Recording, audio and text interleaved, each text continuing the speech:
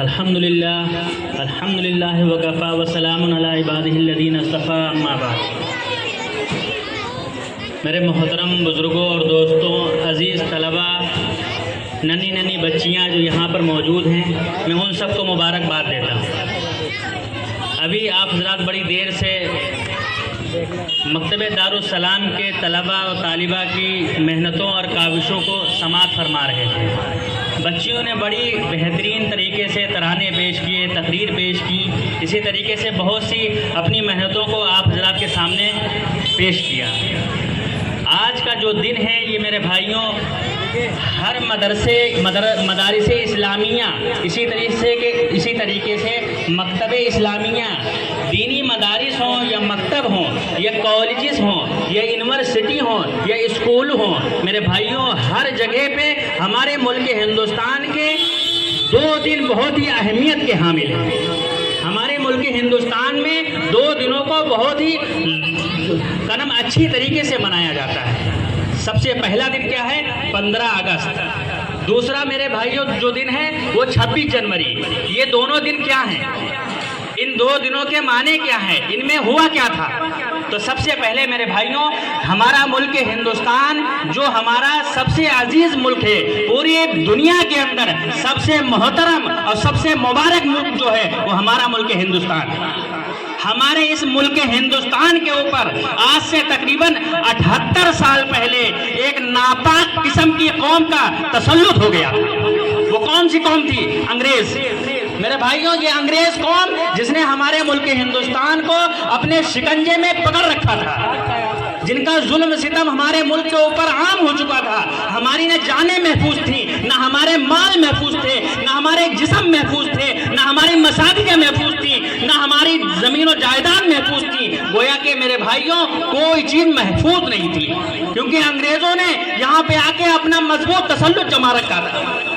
وہ یہاں پہ تجارت کی غرض سے آئے، انہوں نے اپنی چوکیاں بنائیں، چھوٹی چھوٹی چوکیاں، پھر دھیرے دھیرے شہر پہ قبضہ کیا، پھر صوبے پہ قبضہ کیا، گاؤں قریہ پہ قبضہ کیا، اسی طریقے سے پورے ملک کے اوپر قابض ہو گئے، پورے ملک کو اپنے قبضے میں اور شکنجے میں لے رکھا۔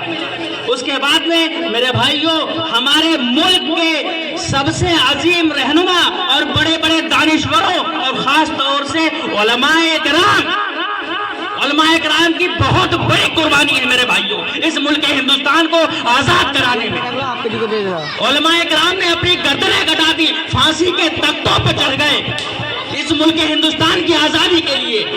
میرے بھائیوں شیخ الہند رحمت اللہ علیہ جو اس ملک ہندوستان کے سب سے پہلے روح رواں ہیں، جنہوں نے اسیران مالٹا جیل کے اندر قید ہوئے، ان کا میرے بھائیوں وہاں سے جنازہ نکلا اس ملک ہندوستان کی آزادی کے لیے۔ ان کے شاگرد رشید مولانا حسین احمد مدنی رحمت اللہ علیہ، جنہوں نے وہ بھی ایک اسیران مالٹا جیل کے اندر قید ہوئے، میرے بھائیوں انہوں نے انگریز کے خلاف ایک فتویٰ بھی دیا تھا کہ انگریز کی قوم میں بھرتی ہونا حرام ہے، انگریز کی فوج میں بھرتی ہونا حرام ہے۔ یہ مولانا حسین احمد مدنی رحمت اللہ علیہ نے اپنے وقت میں یہ ایک فتویٰ دیا۔ انگریز نے ان کو عدالت میں بلایا اور پوچھا کہ اے حسین احمد مدنی، تم نے ہماری فوج میں بھرتی ہونے کو حرام کہا ہے، تم اس کے خلاف فتویٰ دیا ہے، اس فتوے کو واپس لے لو۔ کیا تم نے دیا ہے؟ مولانا حسین احمد مدنی رحمت اللہ علیہ عدالت میں کھڑے ہوتے ہیں اور کہتے ہیں اے انگریز بدبخت قوم، تم کہتے ہو میں نے دیا تھا، دیا کیا ہوتا ہے؟ میں ابھی بھی دیتا ہوں کہ تمہاری قوم کے اندر بھرتی ہونا حرام ہے، ناجائز۔ میرے بھائیوں یہ عظیم رہنما ہیں جنہوں نے ہمارے ملک ہندوستان کو آزاد کرایا۔ 15 اگست 1947 کو یہ ہمارا ملک عظیم آزاد ہوا۔ اور اسی طریقے سے میرے بھائیوں آج کا دن جو ہے یوم جمہوریہ یعنی 26 جنوری، جس کو ہم اور آپ خوشی کا دن مناتے ہیں، ایک 15 اگست ایک یوم جمہوریہ یعنی 26 جنوری۔ 26 جنوری کو کیا ہوا؟ 26 جنوری کو میرے بھائیوں ہمارے ملک ہندوستان کا سنویدھان لاگو ہوا، آئین لاگو ہوا۔ ہمارے ملک ہندوستان جب انگریزوں کے شکنجے سے آزاد ہوا، اس وقت کوئی آئین اور کوئی سنویدھان نہیں تھا۔ تو کچھ دنوں کے بعد، کچھ سالوں کے بعد، تقریباً 2 سال 11 مہینے کی یہ پرکشش محنت کے بعد میں تمام دانشوروں اور تمام رہنماؤں نے مل کر جناب بھیم راؤ امبیڈکر کو ایک संविधान लिखने का हुक्म हुआ, उन्होंने 2 साल 11 महीने की इस मेहनत के बाद संविधान एक अदालत को सौंपा, एक असम्बली अदालत हिंदुस्तान की असम्बली को सौंपा, उसके बाद में यह कानून लागू हुआ 26 जनवरी 1950 को। बस ये छोटी सी मुख्तसर सी बातें थी जो मैंने आप हज़रात के सामने पेश की। अल्लाह ताला हमारे इस मुल्क हिंदुस्तान को तमाम बुरी नज़रों से महफूज फरमाए।